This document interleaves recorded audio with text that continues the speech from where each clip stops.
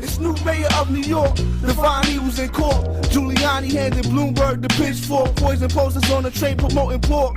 Jealous kids wanna hawk, watch the ways where you walk. And sisters having babies, kids having kids. Prisons built before schools, plantations, slavery doing bids. It's SAV KILLZ, rap rebellious, ill rhyme author. Betray you like Taliban, son John Walker. Coming to Vince, guard your block or your residence. Watch out for these and dark tints. It's honest, it's raw, it's aggressive, you know what I mean? Honest, raw, and aggressive, you know what I mean? Like, music is moods and emotions, and that's how I get my emotions out.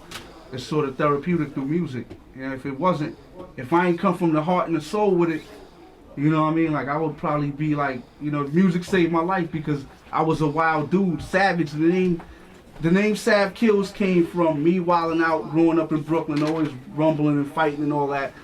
And they used to call me Savage. I always had crazy wild tag names, Berserk, Savage. You know what I mean? Going back, people know me as Shorty Sidehead. Crazy, wacky shit. But, you know what I'm saying? But I always had like an aggressive style. So, you know, it came from, you know, the streets and me being a wild boy. So now I'm a grown man, growing up, we grew out of that. You know, cats have aggression in them from our backgrounds growing up, our parents.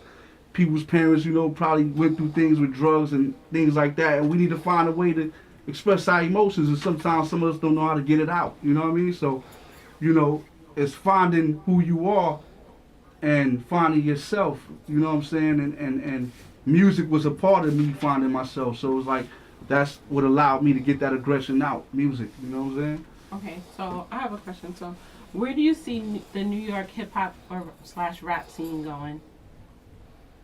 I don't know. I think it need a new face. You know what I'm saying? Like, I think we carrying the torch. You know what I mean? There's brothers out there that's I would say they going back and they studying the history. You know what I mean? They finding out slowly but surely. Like I said, it's the first time in hip hop where cats is growing up with it. You know what I mean? Like, and parents are grown. Hip hoppers are parents now. You know what I mean? So it's like, you know, the little kid is in a baby car seat. He's hearing Big Daddy Kane. He's hearing, he's hearing Biggie. And he's like, he might be like an infant like this, rocking his head to fucking Nas. The world is yours. He don't even know what he's listening to, but it's like he's playing. So all that seeping in the subconscious of the, you know, when they coming up. So, you know, even when it's when the baby's in the mother's womb, they listening to it like, oh snap, what's this?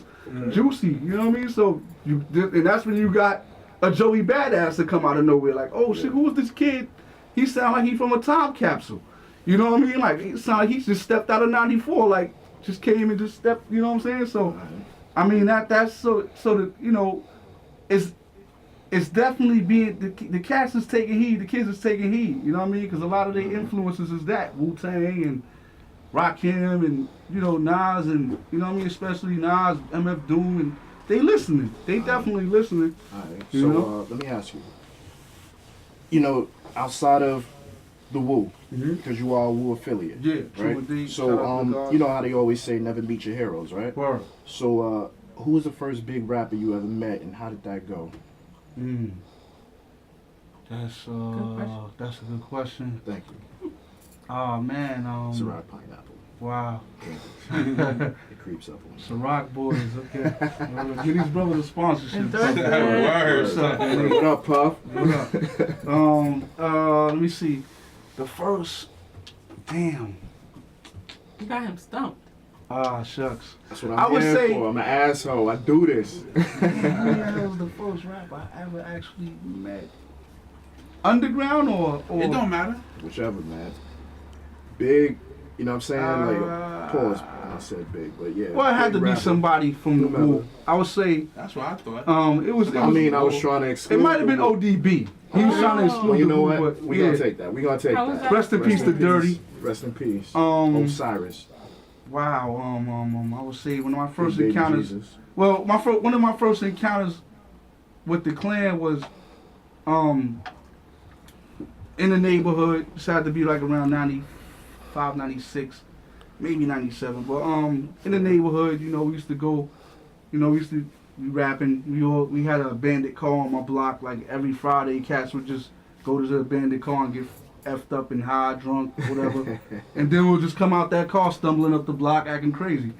and stumbling up the block, we just started rapping out of nowhere. We, you know, people opening their doors and people like, shut up, that noise down. We stop yelling outside. It's like, you know, it's just a bunch of cats rapping and wilding and acting crazy and shit. You know what I mean? But one of the guards, Born Supreme, shout out to him. He just seen my talent or whatever, so, you know, he was bringing me through the neighborhood, battling all sorts of MCs and, you know, looking for competition or whatever. And one night, I think we went around Dirty's old way, you know what I mean? And they took me to find Dirty. And unfortunately, he wasn't home that day. I think Papa Wu was around. And you know, they tried to get me to battle ODB. Like, that was the thing of them bringing me around the way. You know what I mean? Wow. So I would have had a legendary battle with ODB, but it never went down. And Papa Wu seen my energy. He was like, yo, God, like, you with us, man. You ain't gotta, you battle him, you gotta battle the whole Wu-Tang. I'm like, I ain't what? I'm like 16, 17 years old. I'm like, word? Oh, shit. You know what I mean? So I'm like, you know, I was just happy to be in the presence of him. You know what I mean? And it was Papa Wu. And then from that meeting with Papa Wu, you know, they started taking me around to different shows and being in the studio with them. And, you know, then I later on, like, ended up meeting RZA and the Jizza and, you know, slowly but surely meeting certain brothers and Dirty and whatnot. But Dirty was, I don't know, it was bigger than life, man. That's when Wu-Tang was larger than life. And it was just like, it was just some special ish, man. Like, these dudes wasn't on this planet, you know what I mean? Like, I couldn't fathom it, you know what I mean? Like, you know, even though being around them, and they the most humblest dudes and, you know, down to earth people, but it's still sort of like untouchable. It's still like, wow, I'm around these dudes. What's going on? Who am I? Like, you know what I'm saying? Why am I around these cats? So I don't know. It's just the energy, and that energy sort of rubbed off, and you know what I mean. And later on, building relationships with certain brothers, and you know what I mean. But it's like any group or anything. You know what I'm saying? They not gonna give you their all unless they see you giving their all. So I was sort of like had a hangout card back then with them. I was able to come to studio sessions and stuff like that on the low, and you know what I mean, be around it and experience it and be on the inside of it. You know what I mean? But I wasn't ready to become an MC yet. You know what I mean? I didn't know where I wanted to go with it. And I had other influences on the New York City underground too. I would say big up to a crew called Stronghold, my man Breeze Everflowing, C-Ray's Walls and all of them cats. You know, they sort of like, you know what I mean? Like, they took me under the wing a little bit, and I was around that. You know what I mean? Like, and I was doing my little demos and getting on the scene and doing the open mic thing and the EO dub stuff and all that other stuff back then. You know what I mean? So, yeah, I mean, it's an experience, man. It's an experience. So I have a question. All right. So in what way has your life changed from the album Determination Through Time to now when you're about to drop Still Determined? Like, what has happened, like, between those two albums?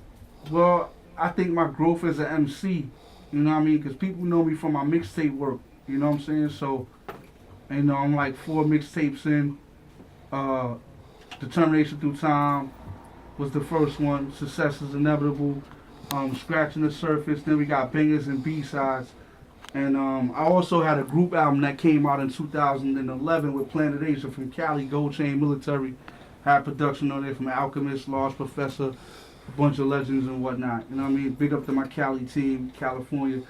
Big up to LA, you know what I mean? Cats out there. And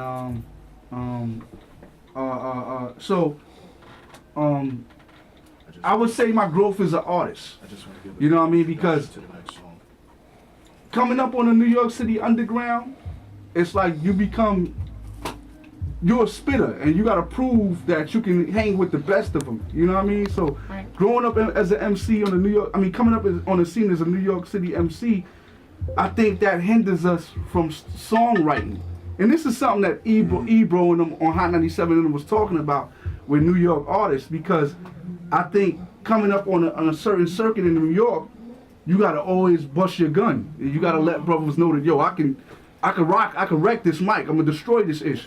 You know what I mean? So it's like, we forget writing a song and connecting with the people and telling people your story. Yep. Who are you?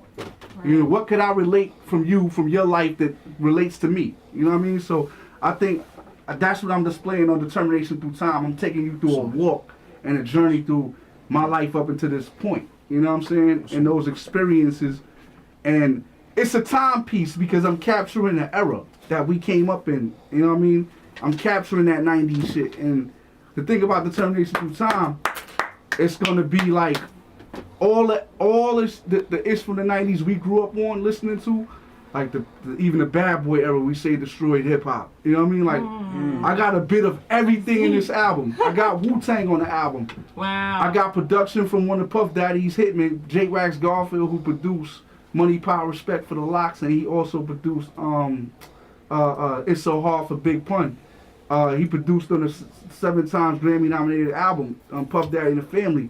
So I have elements of everything we grew up listening to on this album. MOP is on the record. Still from Smith & Wesson is on the record. So that I captured that whole era, you know what I mean? And some brothers that my homie Frank Knight, another dope Brooklyn MC. I'm sort of grooming and helping him come up and helping him get his, at least get his recognition. He's out there wrecking mics all over, all kind of stuff he's doing. Shout out to Frank Knight, Canarsie. Yeah, so I got elements of all of that and still still determined. And through all my ups and downs, coming through the underground and, trying to surface, all the stuff I went through, anybody else would have been quick. This man met me on Wall Street hustling my mixtape, wow, you know what I mean? So job. I'm still on that grind, Ding, ding. you know what I mean? Like, I don't give a off, you know what I mean? I'm gonna go get this money, Right. you know what I mean? I got PayPal and all that. I got the shit on my swipe. You want to swipe? Hey, the mixtape? Yeah, boom, I got all of that, you know what I mean? I'm out there. I'm 400. I'm 500. I'm 50,000 deep, soul on the streets of New York City. You know what I mean?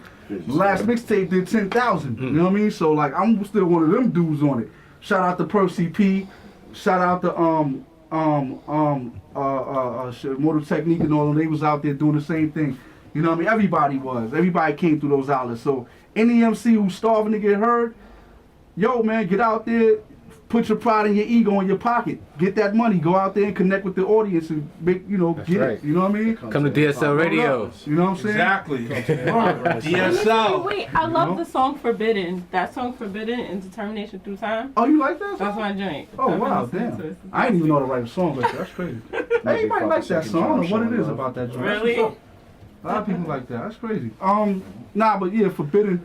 That was me in my guard body studies, you know what I'm saying? Forbidden, you know what I mean? That's basically when I was in my 120 and studying and whatnot. You could hear it, you know what I'm saying? Like, Cash used to hate for me to come around the block because it was like, oh, peace, God. Everybody stand up at attention like, oh, shit, the God is here. Talking. I was just high off of knowledge, you know what I'm saying? And like, it's a special thing, man, at that time period. So I just want to give the earth my energy and give them that period and so it could be preserved for the next cats who come along after me or whatever.